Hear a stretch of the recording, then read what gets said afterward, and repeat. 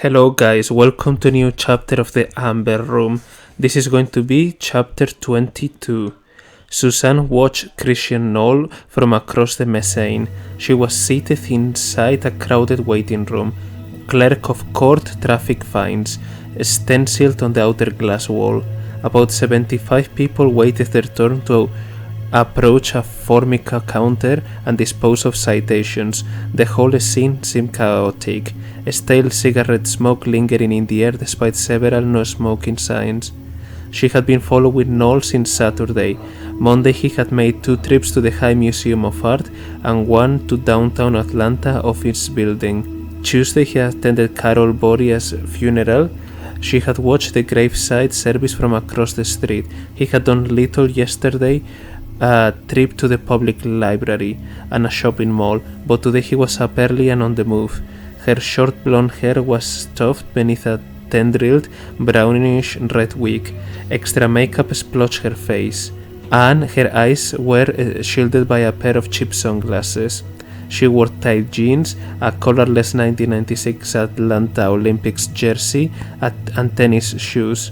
A cheap black bag was slung over one shoulder. She fit right in with the crowd, a People magazine open in her lap, her eyes constantly shifting from the page to the phone bank across the hectic mezzanine. 5 minutes ago she had followed Knoll to the 6th floor and watched while he entered Rachel Cutler's chambers. She recognized the name and knew the connection. Knoll was obviously not giving up and most likely now reporting to Monica Fellner what he learned. That bitch would definitely be a problem. Young, aggressive and hungry, a worthy successor to Franz Fellner and a nuisance in more ways than one. Knoll hadn't stayed long in Rachel Cutler's office, certainly not long enough to meet with her, so she had backed off, fearful he might notice her presence, unsure if the disguise would be effective camouflage. She had worn a different ensemble each day, careful not to repeat anything he might recognize. Knoll was good, damn good. Fortunately she was better. Knoll hung up the phone and headed for the street. She tossed the magazine aside and followed. Knoll flagged a cab and rode back to his hotel. He had sent somebody Saturday night at Boria's house after he twisted the old man's neck, but he definitely detected Susan Dancer on Monday, and every day since. She had disguised herself well, but too many years in the field had honed his abilities. Little escaped him now. He had almost been expecting her. Ernst Loring, Dancer's employer, wanted the Amber Room as much as Fellner did. Loring's father, Joseph, had been obsessed with amber, amassing one of the largest private collections in the world. Ernst had inherited both the objects and his father's desire. Many times he had heard Loring preach on the subject and watched while he traded or bought amber pieces from other collectors, Fellner included. Surely Dancer had been dispatched to Atlanta to see what he was doing. But how did she know where to find him? Of course, the nosy clerk in St. Petersburg. Who else? The idiot must have stolen a look at the KGB sheet before he tabled it. He was certainly on the take, with Loring one of several likely benefactors. Now the primary benefactor since Dancer was here. The cab pulled up to the Marriott and Knoll jumped out. Somewhere behind, Dancer was certainly following. She was probably registered here as well. She would most definitely duck into one of the ground floor restrooms and notify her disguise, switching wigs and accessories, maybe making a quick run to change clothes, probably paying one of the bellboys or concierge to alert her if he left the building. He headed straight for his 18th floor room. Inside, he dialed Delta reservations. I need a flight from Atlanta to Munich. Is there one available today? Computer keys were being punched. Yes, sir, we have an outbound at 2:35 p.m., a direct flight to Munich. He had to be sure there were no other flights. Anything sooner or later? More keys were punched. Not with us. How about another airline? More punching. That's the only direct flight from Atlanta to Munich today. You could connect though on 2 others. He gambled she was on the different flight and not another to New York, Paris, Amsterdam or Frankfurt with a connection into Munich. He confirmed the reservation, then hung up and quickly packed his travel bag. He needed to time his arrival at the airport precisely. If Rachel Cutler wasn't on the flight he had chosen, he had have to pick up her trail another way. Perhaps when she called her office to let her secretary know where she could be reached. He could call back, give a correct phone number, and tickle her curiosity until she returned his call. He headed down to check out. The lobby was busy, people rushing everywhere, but he quickly noticed a pixie brunette 50 yards away, perched at an outside table in one of the lounges dotting the center atrium. As he suspected, Dancer had changed clothes, a peach-colored jumpsuit and sunglasses more stylish and darker than before replaced the grudge look. He paid the clerk for the room, then headed outside for a cab to the airport. Suzanne eyed the travel bag. Noel was leaving. There was no time to return to her room. She had have to follow and see where he went. That was exactly why she always packed light and included nothing she couldn't do without or replace. She stood, threw $5 on the table for a drink she had sipped only twice, then headed towards a revolving door on the street. Noel exited the cab at Hartsfield International Airport and checked his watch. 1:25 p.m. He tossed the driver 3 tens, folded the leather travel bag across his right arm, and marched inside the South Terminal. He was curious to see how far Dancer would go, so he ignored the electronic kiosk and headed for one of the Delta check-in lines and watched as Dancer slip across the terminal to another line. This one not as long.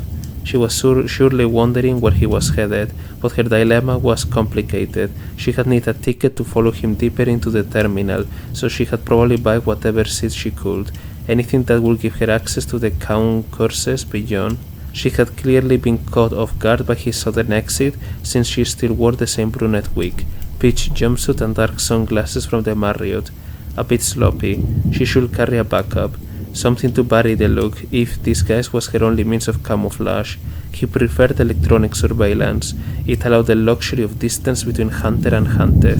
He stood patiently at his turn, obtained a boarding pass and checked his bag. The stiletto was stashed inside, the only safe place the blade would have never survived the metal detectors. Dancer was already out of her line, now positioned at the far end of the busy security checkpoint, ticket in hand. He almost smiled. She was so predictable. After passing through the detectors, he cruised down a long escalator to the transportation mall. Dancer lingered 20 yards back. At the bottom of the escalator, he scampered with the rest of the afternoon travelers to the automatic trains. He boarded the front car and noticed Dancer climb into the second car, positioning herself near the forward windows. He knew the airport well. The trains moved between 6 concourses, the international concourse being farthest away.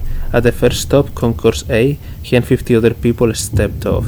Dancer surely was wondering what he was doing, certainly familiar enough with Hartsfield to know that no international flights use concourses A through D. Perhaps he's taking a domestic flight to another American city, she might be thinking. He loitered as if waiting for somebody. Instead, he silently ticked off the seconds. Timing was critical.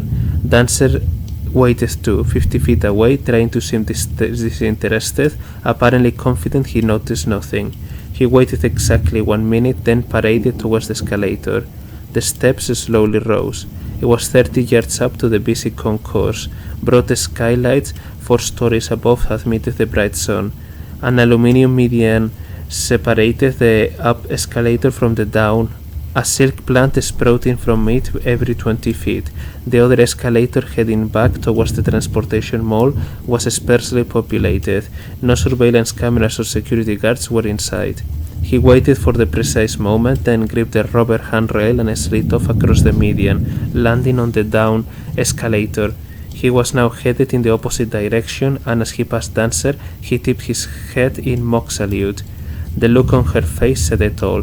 He needed to move fast. It wouldn't be long before she copied his action. He sidestepped the few travelers ahead of him and kept repeating, "Airport security, please step aside." His timing was perfect. A train roared into the station heading outbound. The doors parted. A robotic voice announced, "Please move away from the doors to the center of the aisle." People streamed on. He glanced back and saw Dancer slide across the median, her move not quite as graceful as his. She stumbled for a moment, then regained her balance. He stepped onto the train. "The doors are now closing," the robotic voice announced. Dancer raced off the escalator straight for the train, but was too late. The doors closed and the train roared from the station. He exited at the international concourse. Dancer would eventually head that way, but the flight to Munich was surely boarding, and by the time she either ran through the transportation mall or waited for the next train, he had begun. The concourse was huge, the largest international flight terminal in America. 5 stories, 24 gates. It will take an hour just to walk through and check everyone. He stepped onto the escalator and started up.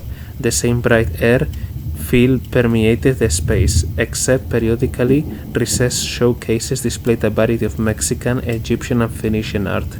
Nothing extravagant or precious, just ordinary pieces. Placards at the bottom noting the particular Atlanta museum or collector that made the loan. At the top of the escalator he followed more travelers to the right. The aroma of coffee wafted from a Starbucks. A crowd was poised at W.H. Smith's, buying periodicals and newspapers. He studied the departure screens. Over the next 30 minutes, a dozen or so flights were leaving the gates. Dancer would have no way of knowing which one, if any, he was taking.